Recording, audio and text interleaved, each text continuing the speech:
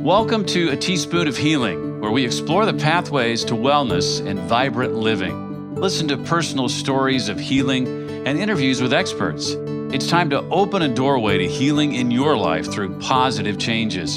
Here is your host, Dawn Damari. Hi, I'm Dawn Damari, and you're listening to A Teaspoon of Healing. Well, today's topic is sugar addiction, food addiction, and ditching the diet mentality.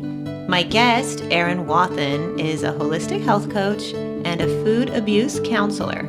She is also the author of the brand new book, Why Can't I Stick to My Diet? How to End the Food Drama. So stay tuned for our chat, and you can find more episodes, and you can find my blog on my website, teaspoonofhealing.com. This podcast is for informational purposes only and does not constitute medical advice. Please consult a physician or other health professional before undertaking changes in lifestyle or wellness habits. The author claims no responsibility to any person or entity for any liability, loss, or damage caused or alleged to be caused directly or indirectly as a result of use, application, or interpretation of the information presented herein. And before we get into our interview, let's hear from one of our sponsors, Goff Tours. Hi, this is Goff, owner of Goff Tours, specializing in stand-up paddleboarding or surfing lessons. I even do snorkeling. You can reach me here. Orange County has what you're looking for. You can contact me via email at gofftours@gmail.com, or mobile number is 949-338-5937, gofftours.com.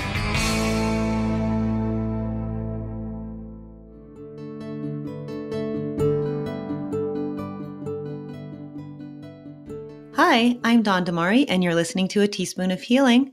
Today, my guest is Erin Wathen.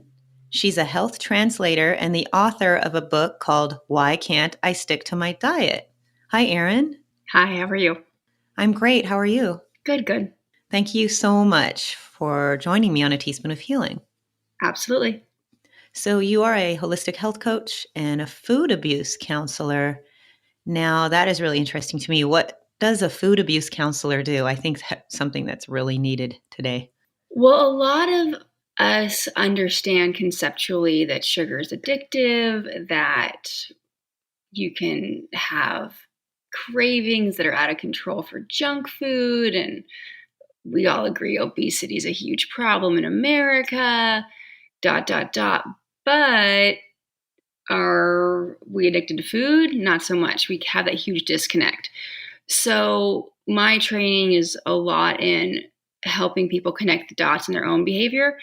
And what's interesting is you can be a sugar addict and be normal weight. You can also be overweight and not a food addict. It's not one and the same.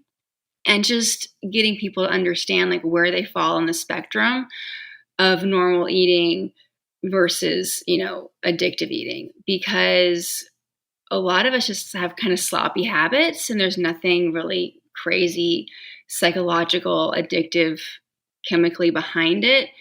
And then others have a bad day and we're mainlining sugar basically in the car. So there's a whole range of it. And the more we know about the brain, the more we know about sugar, and the more we know about how so many people are secretly eating, the more we're able to help people just connect the dots. And in a lot of other countries, food addiction is just accepted as fact. In America, it is not at all. Even though, like, for instance, on Halloween, the day after, many parents will tell you their kids were not cute that morning on the November 1st. Mm-hmm. They were like zombies, all the sugar, bad sleep, grumpy. So there was definitely a reaction to all the sugar, and they didn't sleep well. But can sugar be addictive? That might be a harder agreement for them to come around to. But it is. It's really addictive. Wasn't there a study that compared it to cocaine? I'm not sure if it was proven incorrect or not. I thought it was proven correct. I've seen all the really scary rat videos. Yeah. And they got rats addicted to cocaine, then they got rats addicted to sugar, then they gave the rats the choice of sugar over high fructose corn syrup, and the rats chose high fructose corn syrup. over everything else. So that's the crazy thing is that, we're always, don't do drugs, don't do drugs. Mm-hmm. Oh, you're sad, you have a cookie. Or it's Christmas, or it's Sunday, Saturday, Tuesday, whatever. So sugar is so normalized. And I definitely was one of those people who had tons of sugar in my life for years, if not decades. And everyone sort of thought it was fine because I was normal weight, but I had tons of symptoms of crazy things medically. And the doctors never said anything. No one else really caught on. And I had to catch it in myself to say, hey, this is not cool. And how did you notice besides the symptoms? I also had some of the same things as well. And yeah, you're right. They don't take it seriously. They really don't. They seem to focus on have some oat bran circa 1992. Exactly. No, I think it was just, realizing if I didn't have sugar by like 2:00 in the afternoon, that I was not a nice person. I was still having a lot of problems with acne well into my mid 30s. I was getting cavities. Just, I had to have sugar. Like I had sugar hidden like all throughout like my car and the house, and my kids were annoying, which was a lot of the time, I needed sugar. I was living off of sugar and Diet Coke for years and years. And what still just kills me is that all these expensive specialists I went to, no one ever asked, what are you eating? No one ever. They don't ask. It's very true. And they're not really trained in nutrition. Doctors don't take any. Nurses have to take a couple courses, but doctors, none. No nutrition. Yeah, I was talking to my dermatologist about it because I have a teenager, and I was talking to my teenager about, let's get rid of some of the, areas in your diet that could help. And she was saying that she didn't even get any nutrition training. Like I know more than she does, and she's a board certified dermatologist, because it is such a huge difference, and not in the way that, French fries cause acne like they thought back in the day, but the blood sugar spikes that when you're on and off sugar it causes inflammation, and all disease comes from inflammation. So when we're having a lot of highs and lows, that will cause our skin to clog basically and be dull and age quicker and a bunch of other things. So that's why I was having so many problems with my skin. And once I laid off all of the sugar, my skin cleared up. So it's one of those things where looking back on it was so obvious, but at the time they just kept like prescribing me things. Yep. And that's what they do. And now I recently did Whole30, and I've done a sugar detox before, and where you can't have any added sweeteners. You can't have even honey or agave. And I know they're a little healthier, but they're still sugar. And I really felt a lot better. And so do you also agree, like the honey, the other sweeteners, if you have a problem with sugar, which a lot of us do, I know I do, that you probably should try to avoid even those as much as you can? Does it seem to trigger the memory of sugar or just the cravings? Because it did for me. It just triggers it, and then I want it again. It triggers it for your brain. I mean, it's so close. Agave, honey, maple syrup, they're all better than Karo syrup, which is a fancy name for high fructose corn syrup. But to our brain and to our behavior, like you were saying, it triggered you. It's really close. Like I said, it's a better version. It has fiber. It comes from Whole Foods. It's cuter. But, oftentimes there's this tendency to want to do swaps. We swap out the sugar and we add an agave, and we swap out this and we add that. Is it really healthier per se, or is it just different? And so with sugar specifically, it's oftentimes just different, but it's still sweet. And I'm guessing you were triggered and you wanted sugar even more after you'd had the agave, right? Yes, I did. Yeah, exactly. So there you go. There's your answer, how you felt. So I don't really go near any of that stuff. I mean, like, it's just, I know it's the same thing. And oftentimes people will say, well, I'm trying to get off of sugar. Should I white knuckle it? Should I, downshift into agave? Even my own brother asked me this. He asked me this a lot. I think because he doesn't like the answer. But I always say, like, if you're going with the intention of weaning yourself off, like, it's better than, the genetically modified, manipulated version that is the other stuff. But you have to, have a plan of the beginning of the next month, you're going to have less and less and less, but you can't just stay on agave for the next 5 years because you're still sugar. Right. So it's better, but it's not where you should be landing. Right. So you think just to white knuckle it? Was that your advice to your brother? I'm a white knuckle kind of gal, but I know a lot of people that makes them want to run away and go have a whole bunch of sugar. Right. So however you feel when I say that, just figure out which works best for you, but just resist the temptation just to stay in like the land of swaps, because you can't stay there forever. There's so many websites devoted and cookbooks and blogs to, ways to keep the sugar in your life and call it something else. But you're really not helping yourself that much. It's very easy to stay in that same place, just having agave. And isn't it true? We were talking before we got on the podcast about your brain remembering the endorphins from the sugar. There's a memory of it. So it makes it taste even better. Yeah, your brain works against our own best interest, which is just so rude. There's this thing called euphoric recall. So if you're like you did the Whole30 thing, right? Mm-hmm. So you got rid of the crazy hidden sources of sugar, like mustard, right? Things you never worried about. And when you had the sugar, your brain was so excited that you finally wised up, right? And it made it taste better than it would have normally, meaning euphoric recall. So you wouldn't do the crazy thing you did, i.e. not having it again. So that's why when someone relapses on traditional drugs, as we think, it's so much more intense for them. The experience is so much harder for them to come back from. So if we're off of sugar for 30 days, we're doing a Whole30, yay, yay. And then day 31, we're like, that was great. That's over. Bring it on. And we do a deep dive into, a bag of candy. It's going to taste great, all these other things, but it's going to taste even better than it would have tasted a month before because our body's working against us. It seems like our body wouldn't want to do that, but it actually wants to keep the stimuli coming. So how does it do that? It ups the dopamine, it ups the pleasure, it ups everything it can to have us keep that chemical inside of our body. So what if it crashes in 20 minutes?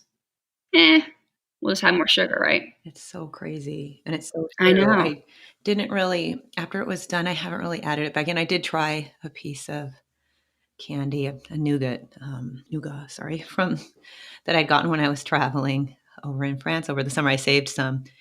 And yeah, I did. It did taste really, really good.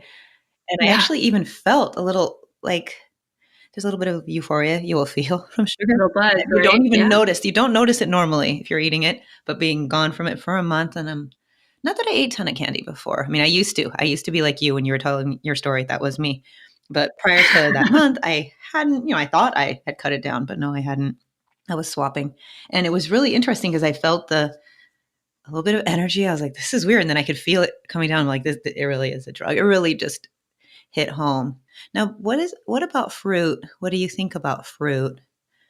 I think fruit is definitely something that we should be eating with a very clear intention. Like, for example, it's very easy to eat an entire bag of dried mangoes like they're candy.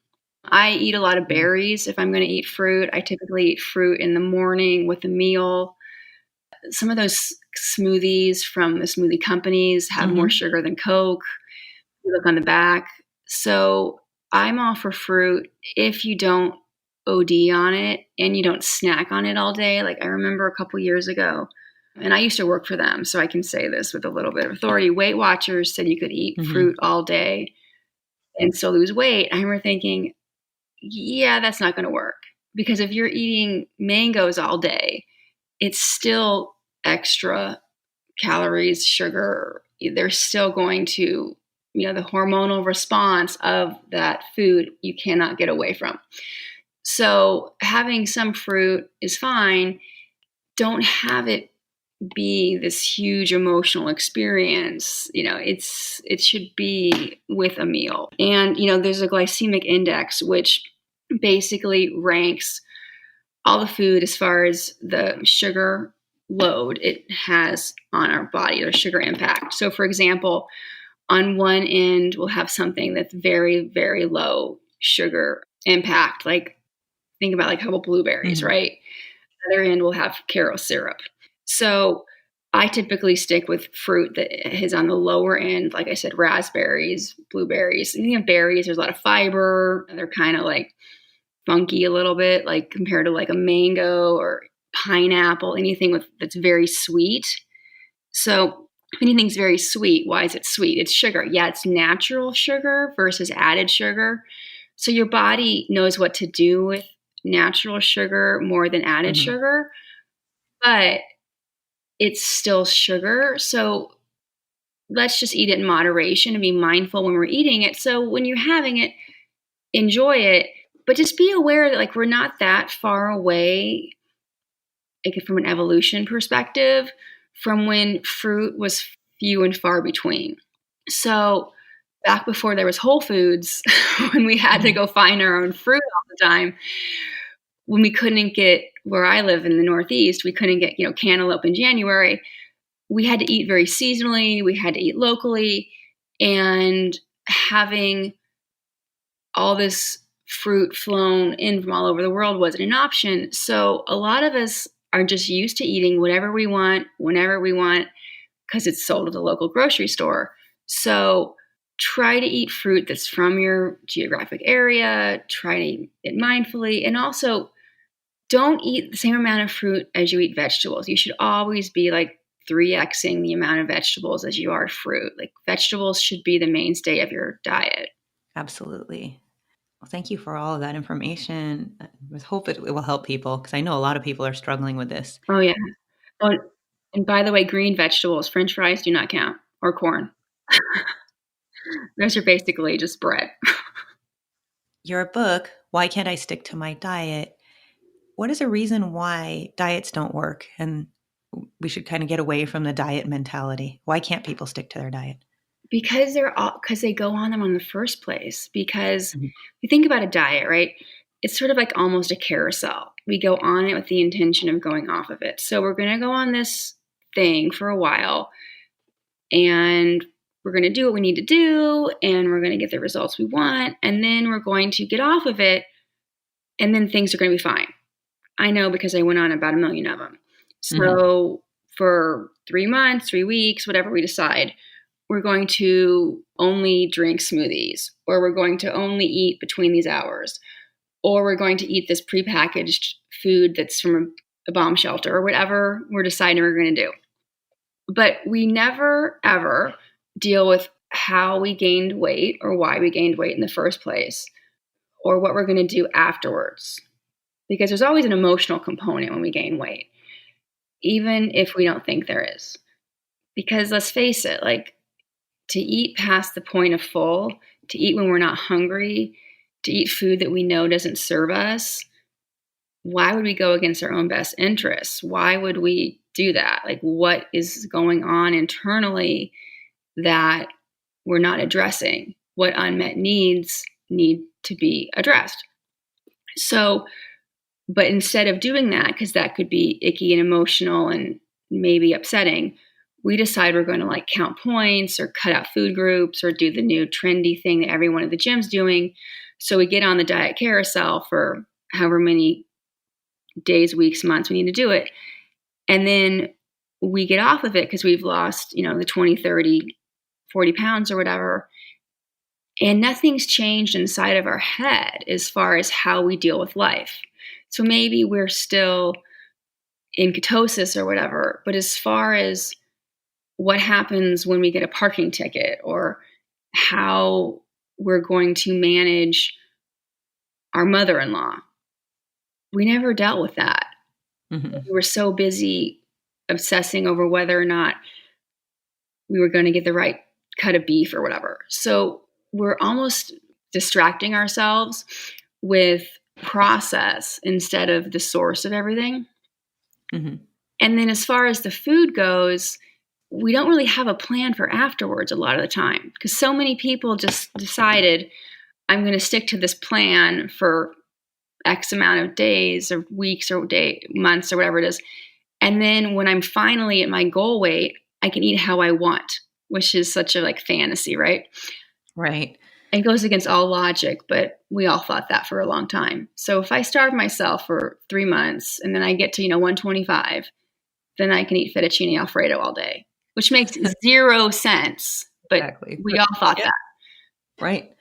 So that's a lot of it. It's a lot of just magical thinking.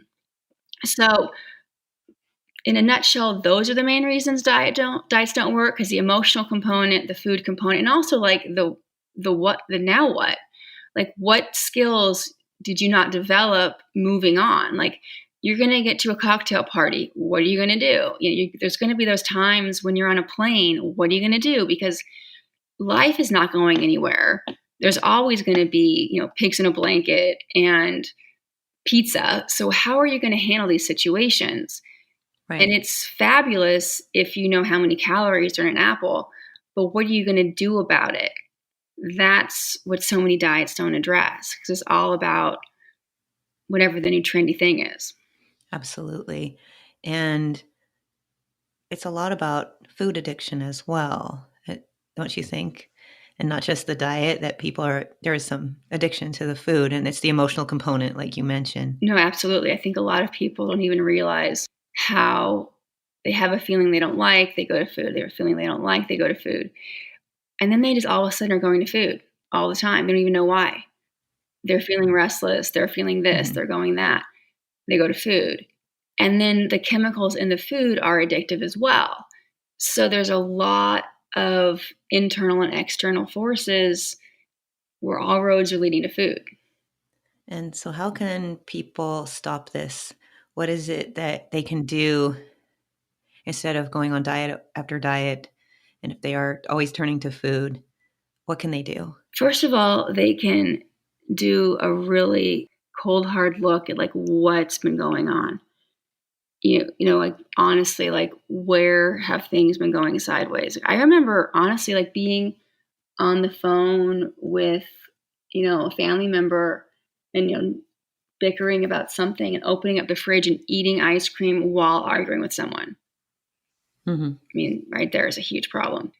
So when have you, even in your own behavior, noticed like food is not being eaten in a formal setting? When is food being looked at to fix something or distract? Like those sort of parameters. And then as far as what you're eating, like what foods are you drawn to when you have certain moods? Like what sort of a thing is happening when you're restless, when you're angry, when you're sad? If you're coping, if all your coping mechanisms involve a drive-through, like those sort of behaviors, like just analyze them in yourself, because there's a huge place to start. I mean, a really good place to start. And secondly, cleaning up your food. We have to clean up the food. We can't just decide when a family member annoys us when we're on the phone, we're going to go eat carrots.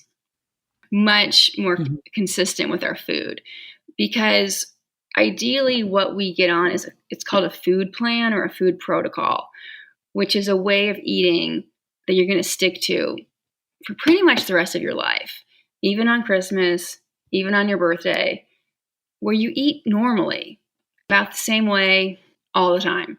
You're eating fruits and vegetables, you're eating protein, you're eating healthy fats, but it's not this huge swinging of calories and treats and all this stuff that we've been doing forever, because that doesn't work. So that means a lot of food's going to have to go, like cakes and bags of gummy bears and most likely bread, because all those foods lighten up all those pleasure sensors in our brain, and those are addictive.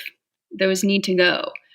because it's really hard to clean up our behavior when we're still having those chemicals. So you have to do both. You can't just do one or the other. You have to do both. Okay. And also, what about sleep as well? How is that connected with food and being able to lose weight or get to the body you want or be healthier? Sleep is huge because if we don't get enough sleep, we actually will gain weight. It's like, Mhm. it's nuts. I did a presentation a couple months ago. And when I was doing all the research, like even one night of bad sleep can suppress our hormones that regulate our appetite and can increase our desire for carbohydrates. It's crazy. One night of sleep. And the more sleep we get, the more likely we are to be satisfied with less food.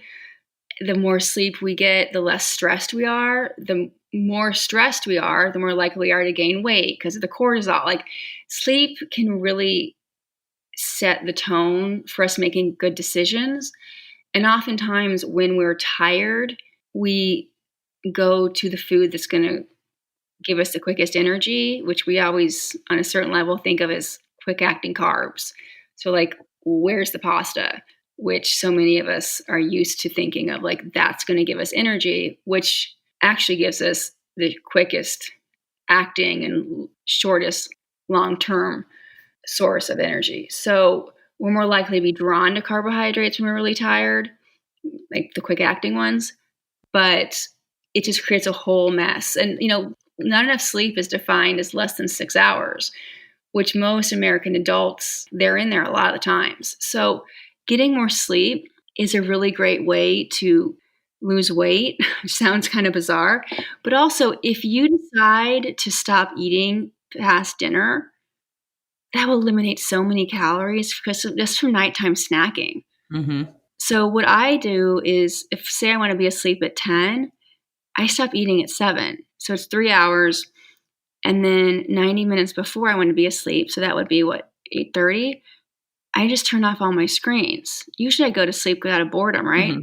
So I'll read a book or a magazine, talk to my husband or something, I don't know, whatever, because the blue light of your computer, your iPad, it stimulates a part of your brain. So oftentimes, like if you ever known someone that turns off their iPad and tries to go to sleep, they might go to sleep, but studies have shown like when they're hooked to monitors, it's not as restful as someone that does the book, magazine, old school sort of route.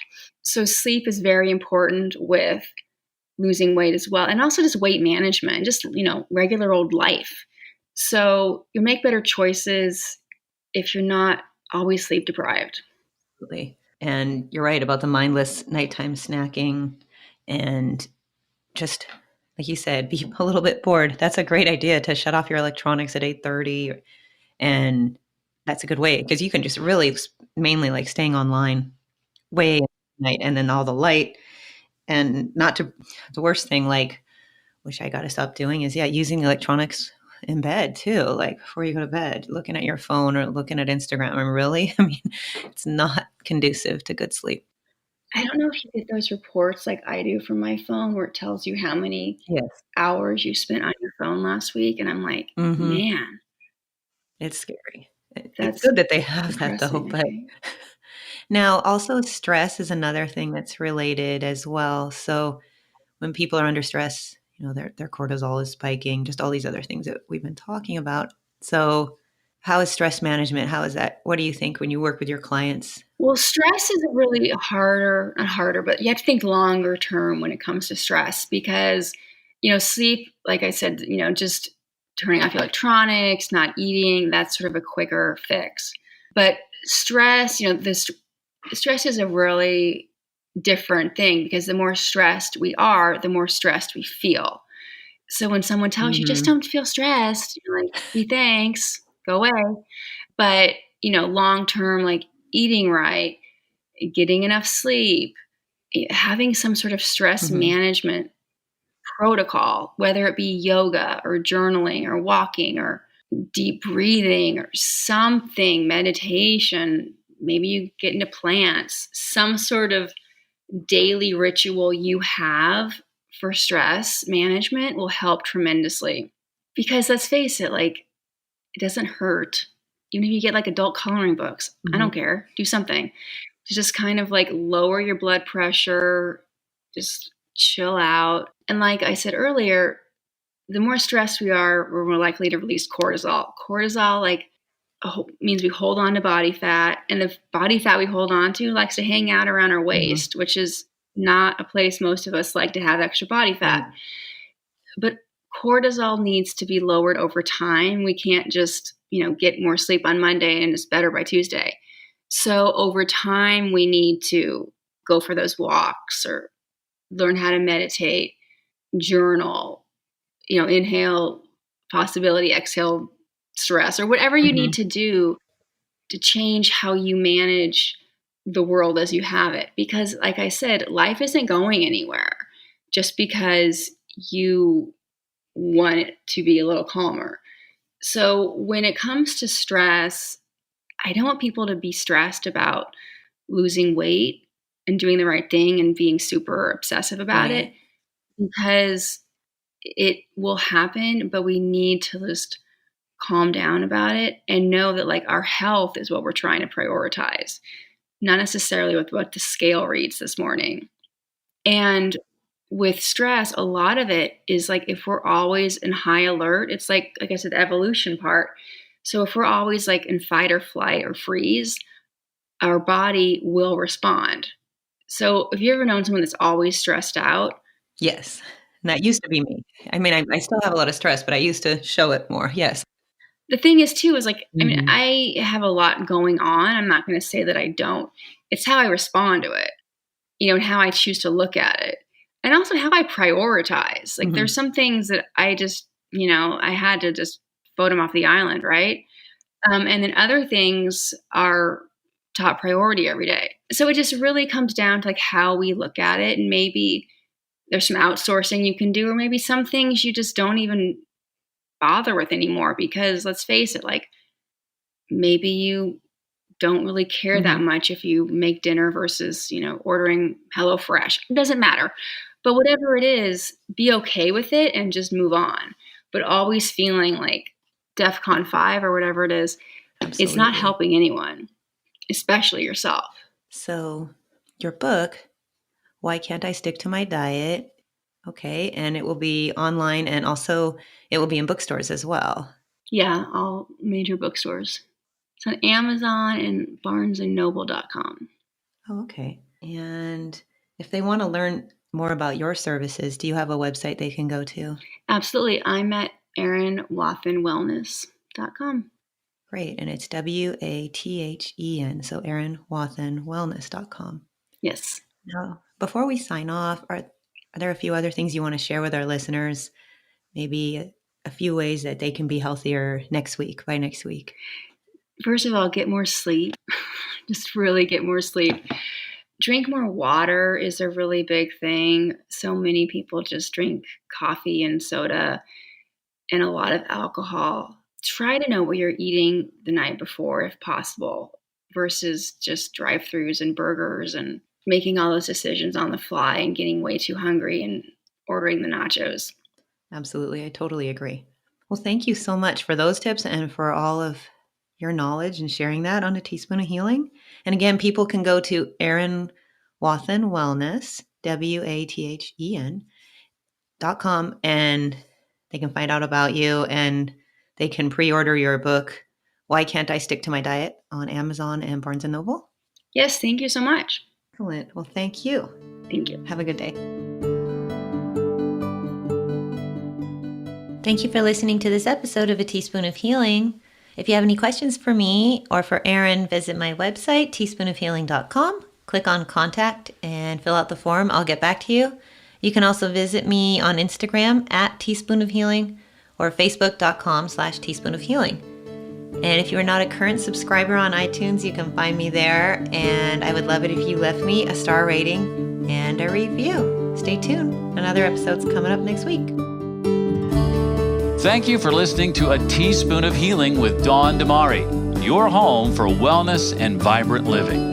For more resources on wellness and vibrant living, visit us online at teaspoonofhealing.com. This podcast is for informational purposes only and does not constitute medical advice. Please consult a physician or other health professional before undertaking changes in lifestyle or wellness habits. The author claims no responsibility to any person or entity for any liability, loss, or damage caused or alleged to be caused directly or indirectly as a result of use, application, or interpretation of the information presented herein.